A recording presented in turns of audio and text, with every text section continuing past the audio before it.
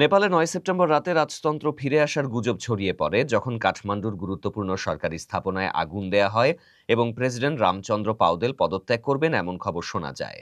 তবে প্রেসিডেন্ট তার বিচক্ষণতায় পরিস্থিতি নিয়ন্ত্রণে আনেন। সেনাপ্রধান প্রেসিডেন্টকে পদত্যাগ করতে চাপ দিয়েছিলেন, কিন্তু তিনি সাহসিকতার সাথে প্রতিরোধ করেন। কিছু বিশ্লেষক যেমন কিশোর নেপাল ও ইন্দিরা অধিকারী প্রেসিডেন্টের ভূমিকার প্রশংসা করেছেন। তবে সুশীলা কার্কির প্রধানমন্ত্রী হওয়ার প্রক্রিয়া ও সংসদ ভেঙে দেওয়ার সিদ্ধান্ত অসাংবিধানিক বলে সমালোচিত হয়েছে। এছাড়া জেনজি প্রজন্মের আন্দোলন থেকে পরিস্থিতি আরও জটিল হয়েছে এবং তাদের কার্যক্রম রাষ্ট্রের ক্ষতি করেছে। তবে প্রেসিডেন্ট পরিস্থিতি সামলাতে গুরুত্বপূর্ণ ভূমিকা রেখেছেন। রাজনৈতিক বিশ্লেষকরা বলছেন, বর্তমানে নেপাল কঠিন সংকটে এবং সংবিধানের বাইরে গিয়ে কোনো সমাধান গ্রহণ করা হলে তা দেশের জন্য ক্ষতিকারক হতে পারে।